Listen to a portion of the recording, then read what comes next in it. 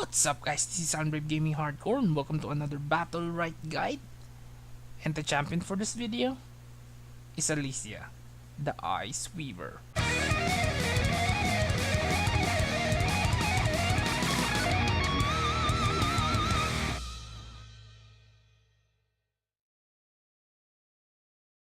Okay, this is how we're gonna do this. First, I'm gonna explain the abilities and how you can possibly use it in different situations.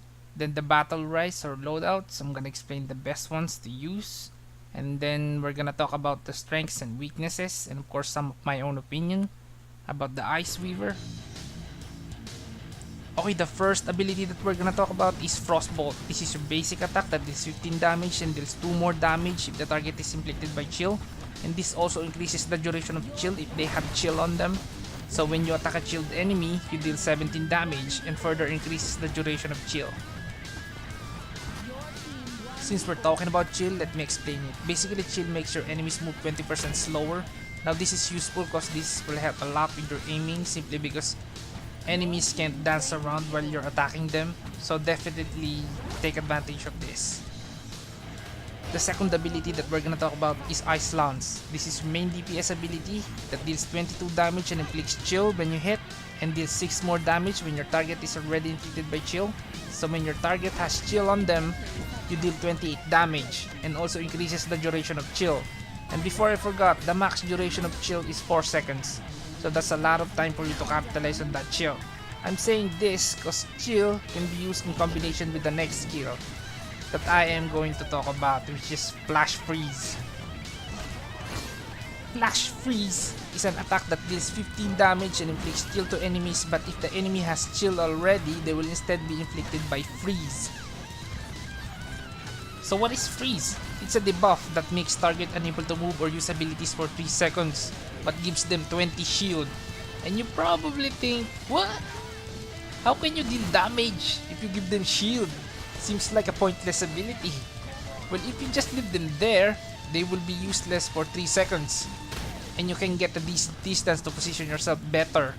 And there is a Battlerites that lets you ignore that 20 shield, which I will explain later in the Battlerites part of this guide. Moving on, the next ability that we're gonna talk about is Glacial Prism. This gives you 28 shield that shatters if broken by an enemy or after a certain amount of time to inflict chill. Now this ability is good in combination with the last ability that I talked about, which is Flash Freeze. So basically this is what you do.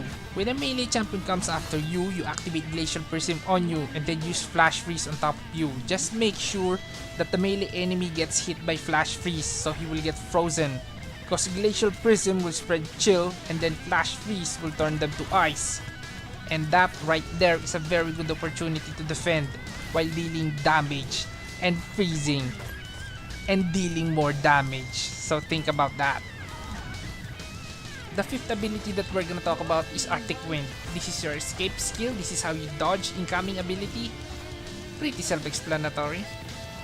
Use this to evade attacks. The next ability is Ice Crown. This launches a wall of ice forward and blocking attacks with it. When broken, will shoot ice that deals 20 area damage and inflicts chill. Now this ability can be used to just push off enemies or block incoming range attacks. This is one of my favorite skills to use because you just don't block attacks with it. Because when they hit it, they get hit instead, and that's weirdly satisfying. And yes, this can block piercing attacks like Jade's Snipe. Here's a good example.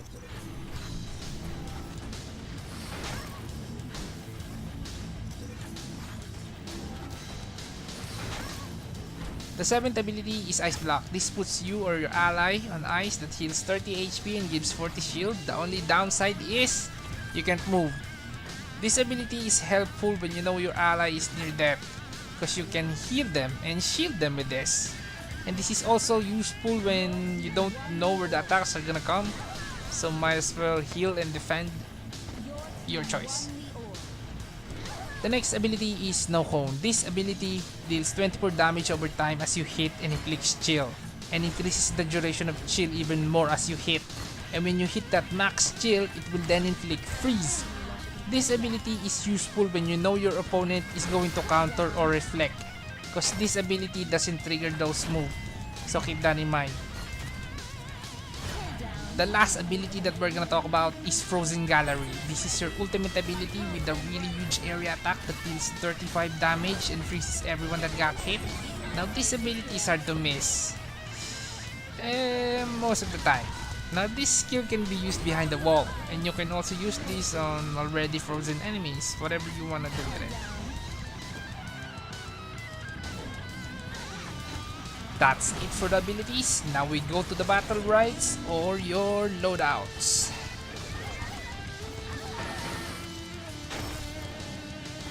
The first Battlerite that we're gonna talk about is Frozen Muse. This Battlerite increases the damage of Frostbolt by 4 and gives Frostbolt the ability to inflict chill when you freeze an enemy. So basically when you freeze an enemy, you get extra damage and give Frostbolt the ability to inflict chill. Now this Battlerite is good because this will help you deal more damage and help you a bit with your aiming because of chill.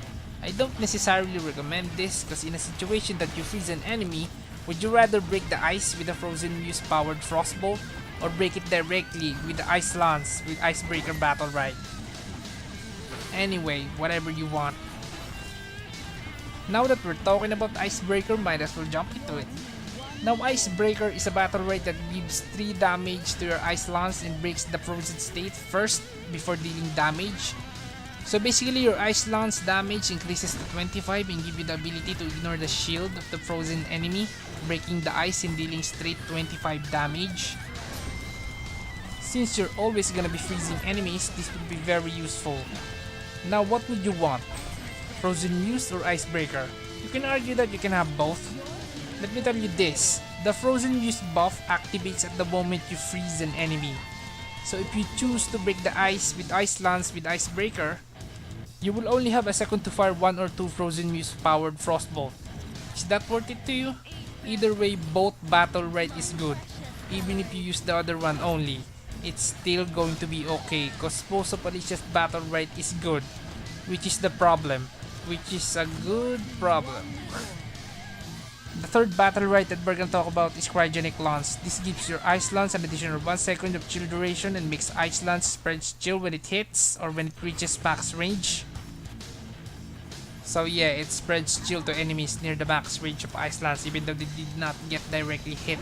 This is another good Battlerite because inflicting chill on all enemies makes them slower and vulnerable to freezing.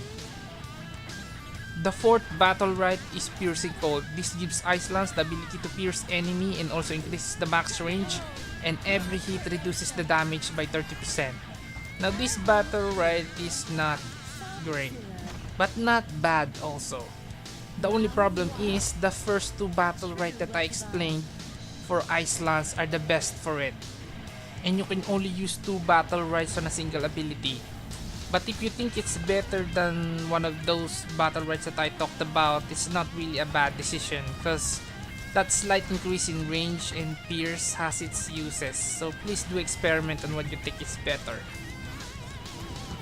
The fifth Battlerite is Frost Nova. This gives your Arctic Wind the ability to chill enemies close to you when you jump off. Don't use this because Arctic Wind is mainly used to dodge attacks and you're usually far away from the enemy, and that makes it kinda less useful. But I do acknowledge that there are situations that you jump off when a melee champion is on you, but I would rather shield and freeze than jump and chill. Anyways, your choice. The sixth Battlerite is Twirl. This gives Arctic Wind the ability to be recasted after you jump, but only for 2 seconds give or take. Most people will say this is good for baiting enemies on using specific skill. Yes, it's good on baiting dumb enemies, but useless in a waste of Battlerite slot on high level enemies. Cause most decent player will rather wait for your recast to be gone before screwing you over. Think about it. The seventh Battlerite is Crystalline Lapis. This gives Glacial Prism an additional 12 shield and increases the radius of chill by 20%. Now I find this skill useful only when you know a melee opponent are gonna chase you, because the base shield of Glacial Prism is not that much and easy to break, and that is where you use this. And this also makes it easier to inflict chill when the prism spreads chill. This could easily be the most important or the most useless Battlerite. It depends on the situation you are in. The 8th Battlerite is Figure Skating. This gives Glacier Prism an additional 60% of Fading Haste for 1.4 seconds. Don't use this, cause you need enemies as close as they can possibly be to inflict Glacier Prism chill and freezing them. So this is very questionable. The 9th Battlerite is Wintry Blast. This gives Glacier Prism 10 damage when it spreads chill. This is decent when you wanna get more out of Glacier Prism, but it's going to be up to you if you're willing to remove other Battlerite to put this on your loadout. I personally use this at times when I expect 2 melee champions is going to be after me, so think about it. The 10th Battlerite is Arctic Cloak. This gives Flash Freeze the ability to apply a lesser Glacier Prism when you hit yourself with Flash Freeze. Don't use this, because the only time you're using Flash Freeze is when you intend to freeze an enemy, and when they're frozen, you don't need that shield. But if you're going to use this Battlerite, I must tell you, the next 2 Battlerite for Flash Freeze is the best for it. So listen. The 11th Battlerite is Blizzard. This increases the radius by 20% and lessens the cooldown of Flash Freeze by 1 second. This is needed if you wanna make it easier to hit Flash Freeze, because the base radius kinda sucks. Number 12 on the Battlerite list is Snowstorm. This gives Flash Freeze the ability to leave a lingering snowstorm that deals 15 damage over time and inflicts chill. And that 15 damage over time directly attacks frozen enemies, ignoring the shield. Now this Battlerite basically doubles the effect of Flash Freeze, so always have this. The next Battlerite is Vandalism. This gives you the ability to break your own Ice Crown with Frostbolt. Now don't use this, because using Ice Crown properly usually ends up on it breaking and dealing damage. And most of the time, it's better to just leave it there to block enemies' possible attack. The 14th Battlerite is Permafrost. This gives Frozen Gallery the ability to chill enemies around and increases freeze duration by 1 second. Like I always say, don't use ultimate ability Battlerite because they are rarely used.